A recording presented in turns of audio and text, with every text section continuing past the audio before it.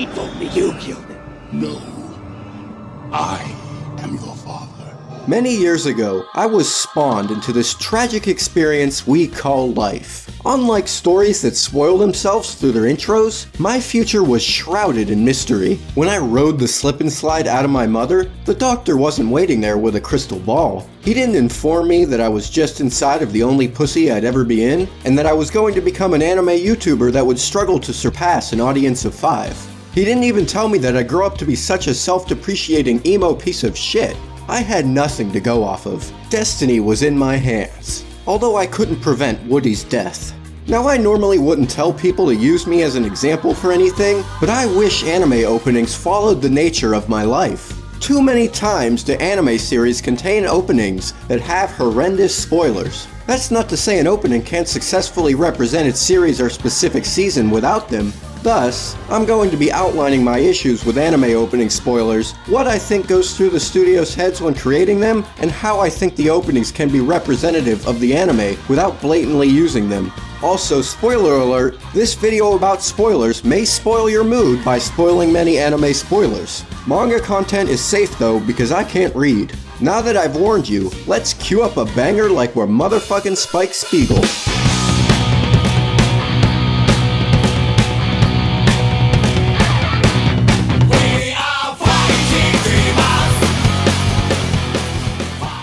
Openings are a key element of anime series, as they typically play a vital role in promoting and getting people invested in the show. They may represent the nature of a series or hype you up for a new season. However, when they go too far in showing important details, my skinny ass starts to look like a can of extra salty Pringles. Some examples of openings with bothersome spoilers are Shiki's, which shows everyone who turns into a vampire. Food Wars Season 4 basically tells you who ends up in the final battle of the Team Shokugeki. Don't serve me dessert in the middle of the appetizer, you assholes. Sword Art Online's second intro reveals who the person behind Death Gun is. While Vinland Saga's second opening song was a banger, the biggest banging done was when it fucked me by implying Ragnar's death. Titan's 5th OP displays way too many details of the upcoming battle. One Piece Opening 3 reveals that Robin, who was a villain at the time, eventually joins Luffy's crew. I swear if the final opening displays that the One Piece is friendship. JoJo's second opening implies Caesar's death, when Joseph puts on Caesar's bandana and cries out. And most importantly, Evangelion spoils that Shinji is a bitch. These spoilers, they're all like if J.K. Rowling had made another questionable decision by renaming the Half-Blood Prince to Harry Potter 6. Dumbledore fucking dies, kiddo. I just don't understand why studios feel the need to do this. The emotional reaction or surprise I could get from certain scenes becomes dampened when they're in the opening. One might argue that most spoilers don't really matter or affect your enjoyment of a show that much, but I highly disagree, especially when it's around mystery or survival-based shows. Attack on Titan is an anime I've heavily enjoyed, which is mainly due to me obsessing over the many mystery components. I'm like a black tar heroin addict when it comes to the adrenaline rushes I get during the suspenseful events and reveals. 壁を破壊して人類への攻撃を始めた。これが鎧の巨人で、こいつが超大型巨人ってやつ。What? No way! The Kiss anime logo is a Titan? Remember the tension-laced moment of opening and eating a mystery-flavored airhead? Imagine if the company gave it the color of its flavor, stripping the suspense down to nothing but the opening of the wrapper. Why would you inflict that sort of white genocide upon it? Or envision you're watching porn, the video launches, and you immediately see a timestamp of when the girl orgasms. Personally, my dick would not want anything to do with that. One of the biggest offenders of anime openings with bad spoilers has to be Fairy Tail. For example, the second opening of the final season shows a plethora of spoilers, from the exact characters that participate in certain battles, character deaths, all the way to people who are presumed to be dead returning. TV Tropes even has a giant section of its spoiler openings page dedicated to Fairy Tail.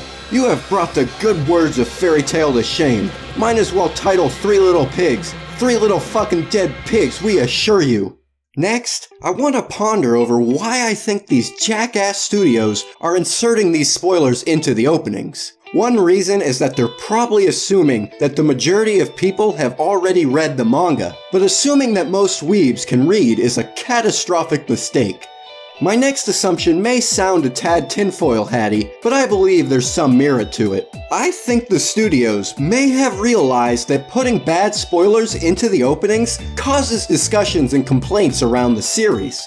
Thus, it gains more attention. For example, maybe there's a viewer who fell out of the series, but then he witnesses people bitching about the spoiler in the opening.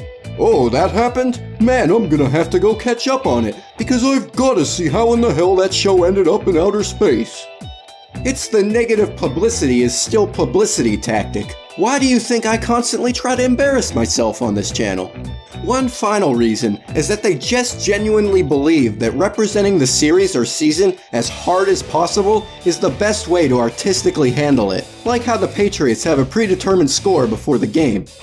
I highly disagree with that vision, but not all passions are successful. Now let's talk about when, why, and how anime openings can successfully portray the show, and even some of its future events, without blatantly spoiling anything. Take the opening from The Promised Neverland. It contains symbolism and imagery for events that happen throughout the first season, the most prominent one being the usage of burning strings in fire-themed song lyrics, which represent the children burning down the orphanage and making the series look like it takes place in Australia 2020. They could have just outright showed the scene, but instead I'm just left with some subtle symbolism that I didn't think much of. It just looked cool. In the second opening of My Hero Academia, there's multiple shots with two characters from the main class paired together. These happen to be the pairings of a future training event. There's no reason we'd expect that just from those opening shots. It's cool to eventually look back on the opening and realize that once we've seen that event. While I ragged on Attack on Titan's 5th opening earlier for too much scene detail, it also has a ton of imagery and symbolism that goes by in sonic speed. It's a nice nod to manga readers who would only be able to pick it up. One thing that I find really cool is when an opening evolves over the course of a series or season. Gakko Garashi's gets darker over time and shows less characters each episode as they're killed off and the world gets more zombie infested. So basically, series can easily represent themselves with their openings if they just use their brains. If there was an anime about a world where only squirrels existed, and in the third season's opening, you wanted to highlight the upcoming moment where the rebel motorcycle squirrels overthrow the powerful kingdom of the tax-evading squirrels, you could show an image of a humongous peanut slowly cracking at the center to symbolize the kingdom's eventual fall. Rest in peace, Foamy. And sometimes, you don't even actually have to portray future key events. Just show the cast of the characters, highlight some basic themes of the show, do some artsy-fartsy junk, take a fat shit on the canvas for all I care, just stop informing me that characters die and stuff. Now look, boys and girls. Wait, would any girls really be watching me? Now look, boys and grandma, we've got to put a stop to this. Oh, by the way, grandma, you pass away in 2025. We can't just let all our fallen heroes down. I encourage everyone to be more vocal over their dissatisfaction with spoilerific anime openings. Threaten to start a hashtag boycott on Twitter over studios that spoil their anime. Hashtag them so hard they turn into human hash browns. Spy on their Netflix accounts and then threaten to spoiler their favorite live-action series. I hope to inspire you all to do crazy shit so that we can Thanos snap these openings out of existence. No longer will viewers have to shit their pants in fear of spoilers when viewing an opening. All spoilers will become even deeper symbols than Simba on the cymbals playing Simple Plan while wearing a thimble. And while we're at it, did I mention that Aqua doesn't wear pants? Hey, what is crackin', Booty Brigade? As usual, hope you guys enjoyed it. Most of you know the deal by now. Smash all the buttons like an ADHD child. Feel free to leave me a comment so I don't feel lonely. I love interacting with people on here. And then I want to give a special thanks to my Patreon supporters, Shin AMV and Doppler Do.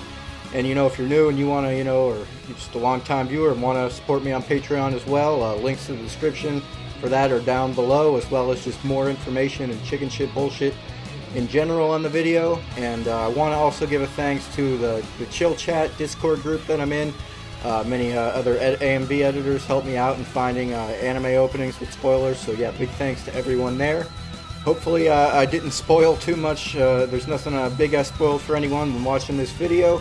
And well, yeah, that's about it for this time. Be on the lookout for more videos the rest of this month. Peace out, Booty Brigade.